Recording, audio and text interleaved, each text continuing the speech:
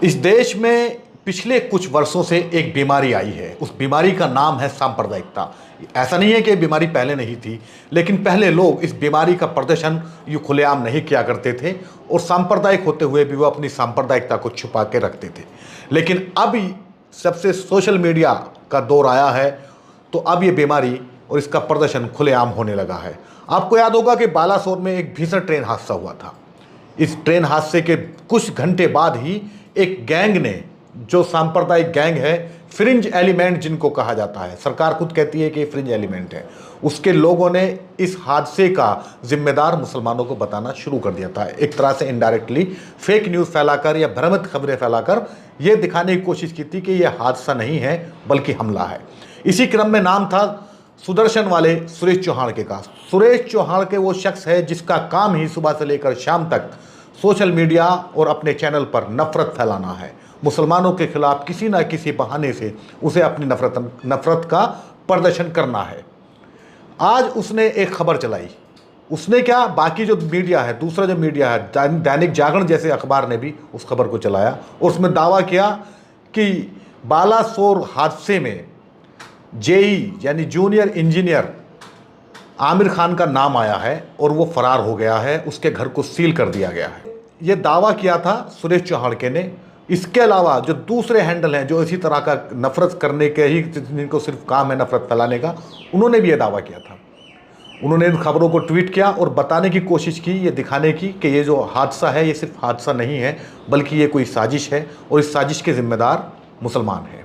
आमिर खान का नाम लेकर उसको टारगेट किया जाने लगा। आखिरकार जब ये ट्रेंड पूरा चल गया ट्विटर पर, तो फिर रेलवे के अधिकारी आदित्य चौधरी को सामने आना पड़ा और उन्होंने कहा कि ये तमाम खबरें फर्जी हैं। ऐसे कुछ मीडिया रिपोर्ट्स आ रहे हैं कि जो महानगर बाजार के स्टाफ थे वो एब्सकॉन्डिंग है और वो मिसिंग है, बट ये फैक्चुअली सही नहीं है।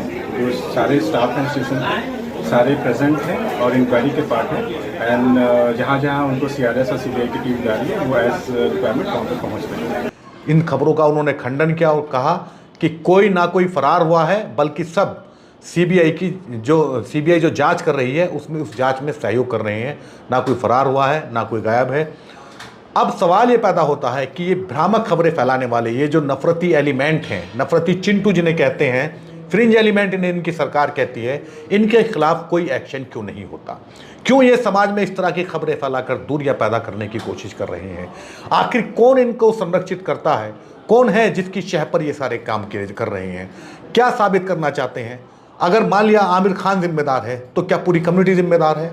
अभी जांच चल रही है, कुछ सामने नहीं आया है कि कौन जिम्मेदार है कौन नहीं जिम्मेदार है, लेकिन इसके बावजूद ये दिखाने की बार बार कोशिश की जा रही है कि इसके जो जिम्मेदार हैं वो एक समुदाय विशेष है, जिसको गाली देकर, जिसको बुरा भला कहकर इस गैंग की रोजी रोटी चलती है। आप कभी इनकी टाइमलाइन पर जाइए, सुबह से लेकर शाम तक इनका सिर्फ एक ही मकसद है, एक ही टारगेट है कि किस तरह मुसलमानों को इस देश में विलन बनाकर पेश किया जाए, किस तरह उन्हें क्रूर बनाकर, क्रूर दिखाकर पेश किया जाए और समाज में उनके खिलाफ नफरत को भड़काया जाए।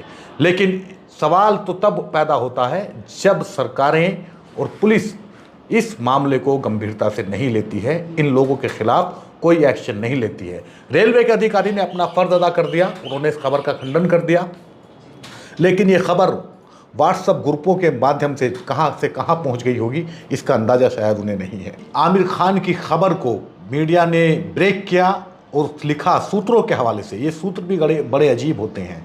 ये जैसे ही कोई मामला ऐसा आता है जिसको हिंदू मुस्लिम रंग दिया जा सके, उसमें सूत्र काम करते हैं। सूत्रों के हवाले से लिखा गया कि आमिर खान अपना घर बार छोड़कर भाग गए हैं, फरार हो गए हैं और इसलिए सीबीआई ने उनके घर को सील कर दिया है। जबकि आदित्य चौधरी ने इन सारी चीज़ों का जो जितने भी आरोप, ये मीडिया में जो खबरें चलाई जा रही थी, इन सब का खंडन कर दिया। आइए आपको दिखाता हूँ कि सुरेश चौहान ने इस पर क्या लिखा।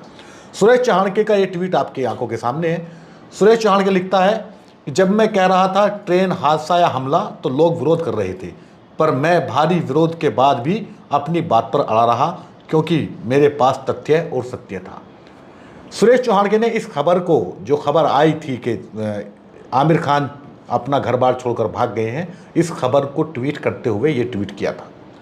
अब दूसरा ट्वीट देखिए, ये भी सुरेश चौहान का ही है, ये वही ट्वीट है। वो अपना ट्वीट डिलीट करके भाग चुका है। जब से रेलवे के अधिकारी आदित्य चौधरी का ने इन खबरों का खंडन किया है तो सुरेश चौहाड़के ने अपना ट्वीट कर दिया गया है। अब सवाल है कि अगर सुरेश चौहाड़के के पास में सत्य और तथ्य दोनों हैं तो सामने रख, ये भागना क्या होता है, ट्वीट डिलीट करके चले गए, ये क्या होता है। दरअसल ये पूरी एक नफरत की फैक्ट्री जो चलाई जा रही है, सुदर्शन के नाम पर, न्यूज़ चैनल के नाम पर, खबरें दिखाने के नाम पर, ये माइनॉरिटी को, अल्पसंख्यकों को टारगेट करने की और उन्हें मुजरिम ठहराने की एक षड्यंत्र है और जिसका खामियाजा इस देश को भुगतना पड़ेगा।